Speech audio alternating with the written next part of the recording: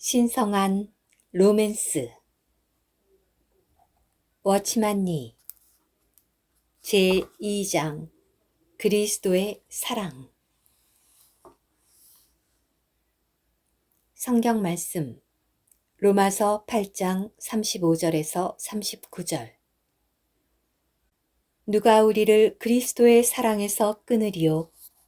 환난이나 곤고나 핍박이나 기근이나 적신이나 위험이나 칼이랴. 기록된 바 우리가 종일 주를 위하여 죽임을 당케 되며 도살할 양같이 여김을 받았나이다 함과 같으니라. 그러나 이 모든 일에 우리를 사랑하시는 이로 말미암아 우리가 넉넉히 이기느니라. 내가 확신하노니 사망이나 생명이나 천사들이나 권세자들이나 현재 일이나 장래 일이나 능력이나 높음이나 깊음이나 다른 아무 피조물이라도 우리를 우리 주 그리스도 예수 안에 있는 하나님의 사랑에서 끊을 수 없으리라. 고린도 후서 5장 14절 15절. 그리스도의 사랑이 우리를 강권하시는도다. 우리가 생각건대 한 사람이 모든 사람을 대신하여 죽었은즉 모든 사람이 죽은 것이라. 저가 모든 사람을 대신하여 죽으심은 산 자들로 하여금 다시는 저희 자신을 위하여 살지 않고 오직 저희를 대신하여 죽었다가 다시 사신 자를 위하여 살게 하려 함이니라. 에베소서 3장 14절에서 17절. 이러함으로 내가 하늘과 땅에 있는 각 족속에게 이름을 주신 아버지 앞에 무릎을 꿇고 비노니 그 영광의 풍성을 따라 그의 성령으로 말미암아 너희 속사람을 능력으로 강건하게 하옵시며 믿음으로 말미암아 그리스도께서 너희 마음에 계시게 하옵시고 너희가 사랑 가운데서 뿌리가 박히고 터가 굳어져서 능히 모든 성도와 함께 지식에 넘치는 그리스도의 사랑을 알아 그 넓이와 길이와 높이와 깊이가 어떠함을 깨달아 하나님의 모든 충만하신 것으로 너희에게 충만하게 하시기를 구하노라.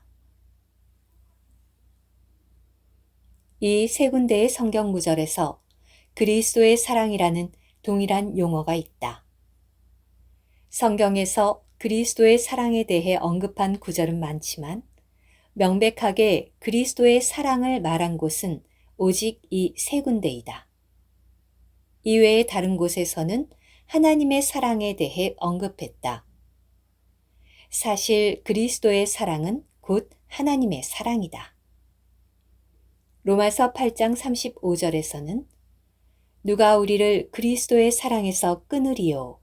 라고 말하고 39절에서는 우리가 하나님의 사랑에서 끊을 수 없으리라 라고 말을 맺었다.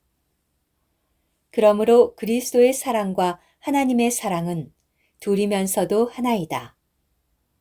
이제 우리는 세 종류의 사람을 위한 그리스도의 사랑을 볼 것이다. 로마서 8장은 고난받는 사람을 위한 그리스도의 사랑이다. 이 세상에서 모든 믿는 이들에게는 각자 특별한 체험과 고난과 환경이 있다. 어떠한 문제를 가지고 있든지 그 답변은 오직 그리스도의 사랑이다. 이것이 바울이 로마서 8장에서 말한 것이다. 당신에게 100가지 어려움이 있다 하더라도 오직 그 어려움을 해결하는 길은 그리스도의 사랑이다.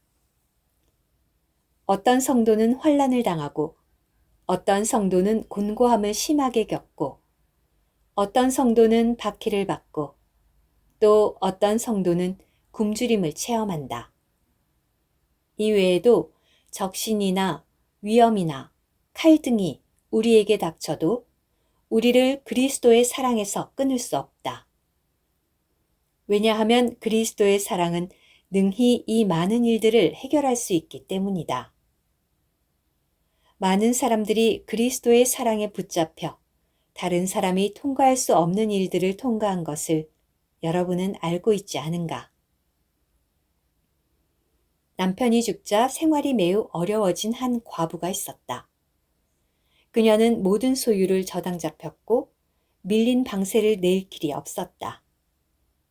이러한 환경 속에서도 그녀는 여전히 웃을 수 있었다. 그녀가 언제 웃었는지 아는가? 그녀는 1살밖에 안 된 자신의 아기를 바라볼 때 웃었다. 그녀가 웃을 수 있었던 것은 사랑 때문이었다.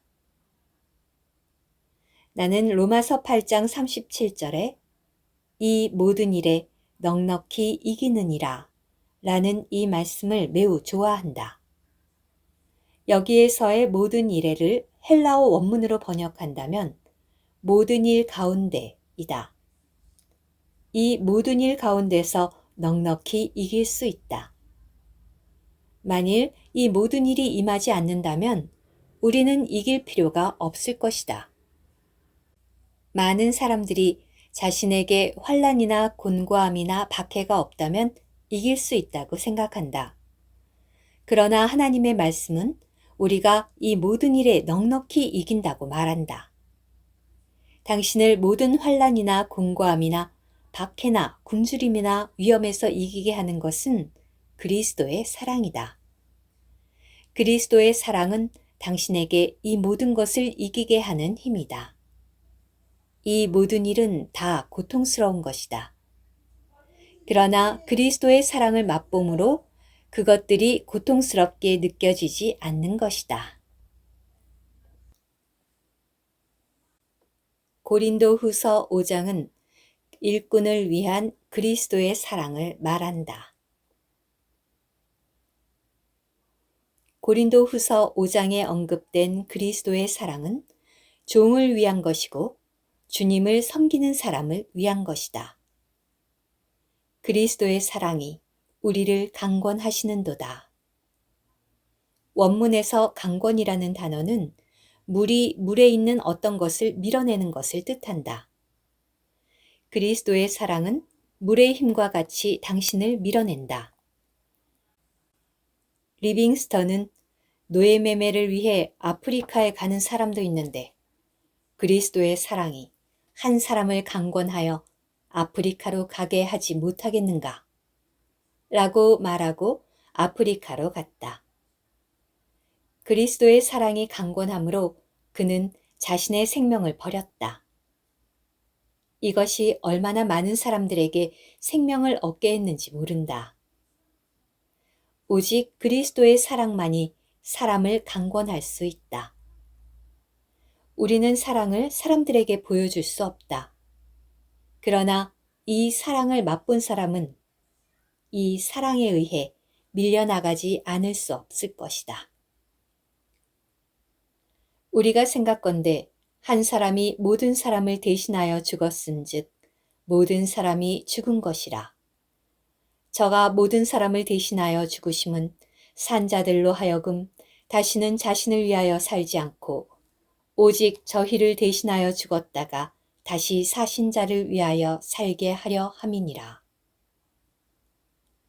여기에서의 생각건대는 원문에서 단정하건대이다. 그리스도의 사랑이 우리를 강권하는 이유는 우리가 두 가지 일을 단정하기 때문이다. 그중 한 가지는 그리스도 한 사람의 죽음은 모든 사람을 대신한 죽음이라는 사실이다. 그리스도의 사랑과 그리스도의 죽음을 나눌 수 없다. 그리스도의 사랑이 있는 것은 그리스도께서 죽으셨기 때문이다. 또 다른 한 가지는 그리스도의 죽음은 산 사람들에게 다시는 그들 자신을 위하여 살지 않고 오직 그들을 대신하여 죽었다가 다시 사신 이를 위하여 살게 하려는 것이라는 사실이다. 이것이 목적이다. 그리스도의 사랑이 나를 강권할 때 나는 자신의 위치에 머물러 있지 않고 그분을 위하여 살 수 있다. 많은 때 우리는 죄인들에게 간증하는 것이 얼마나 어려운지.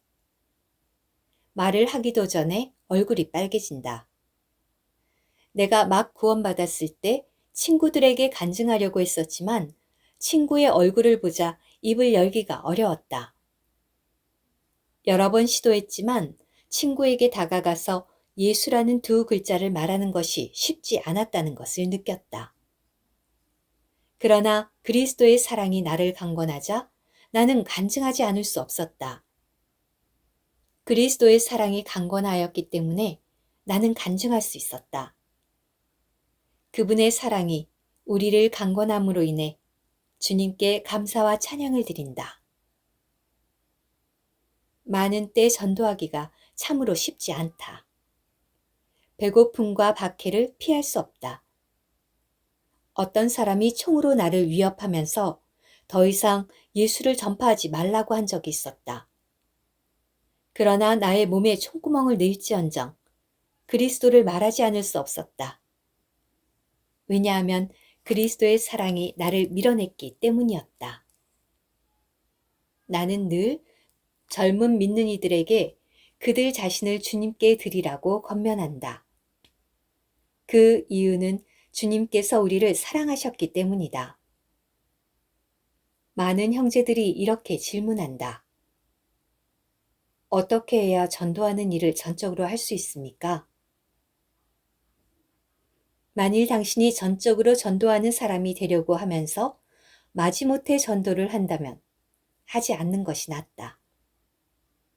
만일 당신이 복음을 전하지 않으면 내게 화가 있으리라 하는 상태가 아니라면 전도를 하지 않는 것이 낫다.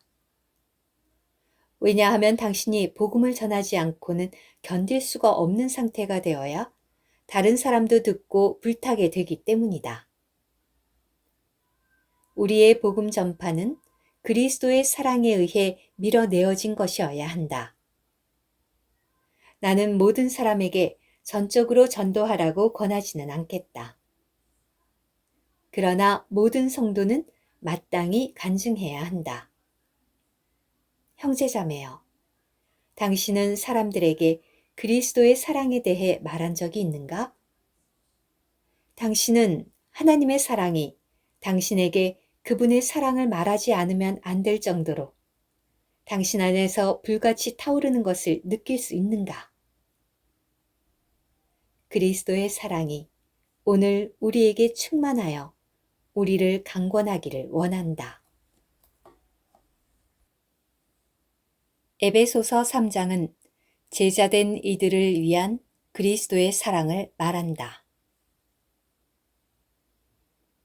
이러함으로 내가 아버지 앞에 무릎을 꿇고 비노니 그리스도께서 너희 마음에 계시게 하옵시고 너희가 사랑 가운데서 뿌리가 박히고 터가 굳어져서 능히 모든 성도와 함께 지식에 넘치는 그리스도의 사랑, 즉 그 넓이, 길이, 높이, 깊이를 알아 하나님의 모든 충만하신 것으로 너희에게 충만하게 하시기를 구하노라.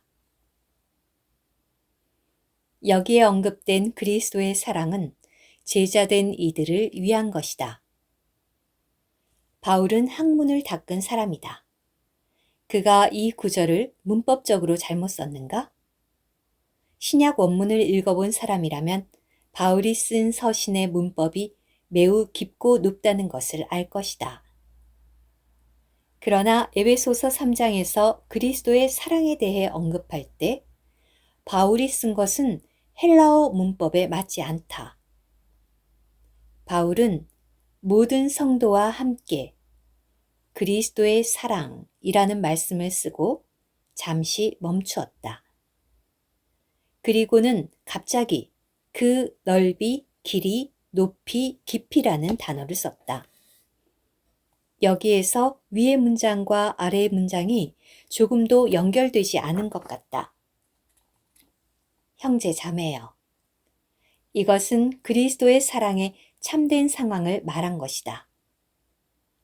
바울은 그리스도의 사랑이라는 말을 쓸 때 어떻게 표현해야 될지 몰라 다만 넓이, 길이, 높이, 깊이 라고 크게 외쳐 말한 것이다. 그는 그리스도의 사랑을 어떻게 형용할 수가 없었다. 수사학에 따라 그리스도의 사랑에 대해 쓴다면 사람들의 깨달음을 얼마나 제한시키는지, 그리스도의 사랑에 대하여 우리가 생각할 때 우리의 머리는 아무런 쓸모가 없는 것처럼 어떤 말을 해야 할지 모른다.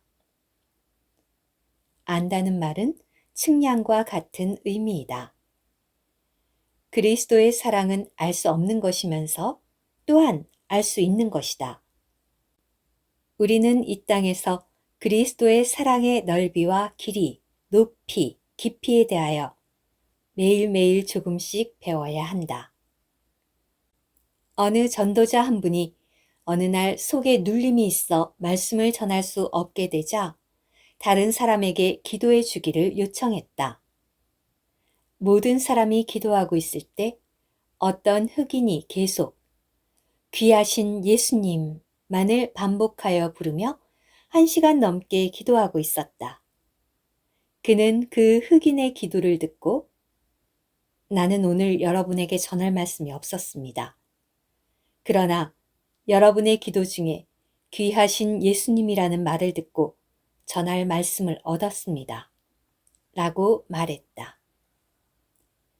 그리스도의 사랑이 강건함으로 우리가 그분을 보지 못하였지만 사랑하는 것이다. 믿음으로 우리는 그분의 귀함을 깨닫는다.